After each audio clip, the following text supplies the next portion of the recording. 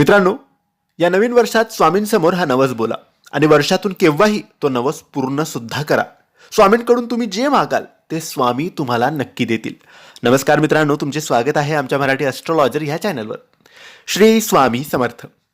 मित्रांनो, तुम्ही जर स्वामींची सेवेकरी, स्वामींचे भक्त असाल, स्वामींवर तुमचा संपूर्ण विश्वास असेल, तर हा व्हिडिओ तुमच्यासाठी अत्यंत महत्त्वाचा आहे. कारण आजच्या या व्हिडिओमध्ये आम्ही तुम्हाला सांगणार आहे स्वामींसमोर कोणता नवस बोलावा, कोणती इच्छा बोलावी, कोणता संकल्प करावा. मित्रांनो, नवीन वर्ष 2026 हे सुरू झालेलं आहे आणि जानेवारीचा पहिला महिना, या महिन्यात किंवा या वर्षात तुम्हाला जो दिवस निवडायचा तो एक दिवस तुम्ही निवडा.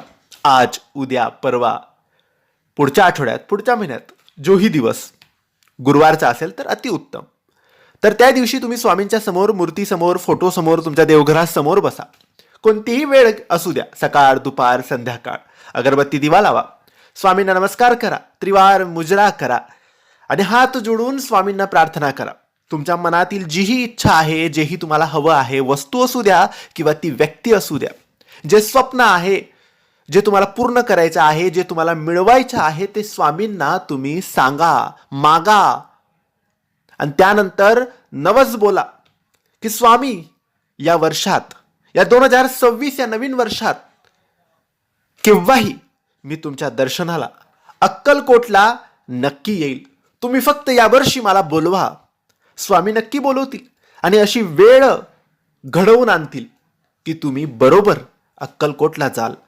आणि तेही या वर्षीच 2026 मध्ये, जानेवारी ते डिसेंबर महिन्यात कधीही. मग तो नवस तुम्ही पूर्ण करायचा आहे.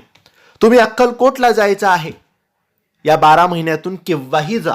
मे महिन्यात जा, दिवाळीला जा, शेवटच्या डिसेंबर महिन्यात जा, पण या वर्षीच 2026 मध्येच तुम्हाला अक्कलकोट जाऊन स्वामी महाराजांचं दर्शन घ्यायचं आहे आणि तो नवस तुम्हाला पूर्ण करायचा आहे. मग तुम्ही जी इच्छा बोलली होती, तुम्ही जे मागितलं होतं, ते स्वामी तुम्हाला नक्की देतील. नक्की तुमची इच्छा, तुमचा संकल्प, तुमचा नवस पूर्ण करतील. पण तुम्ही सुद्धा अक्कलकोट जायला विसरू नका. या 12 महिन्यातून केव्हाही अक्कलकोटला जायला अजिबात विसरू नका. हा संकल्प, हा नवस, ही इच्छा तुम्ही कोणत्याही दिवशी स्वामींसमोर मांडावी, स्वामींसमोर बोलावी. स्वामी नक्की ऐकतील आणि पूर्ण करतील. ही माहिती तुम्हाला आवडली असेल तर लाईक आणि शेअर करा. काही प्रश्न असतील तर कमेंट्सद्वारे विचारा आणि आमच्या चॅनलला सबस्क्राईब करायला विसरू नका. धन्यवाद. श्री स्वामी समर्थ.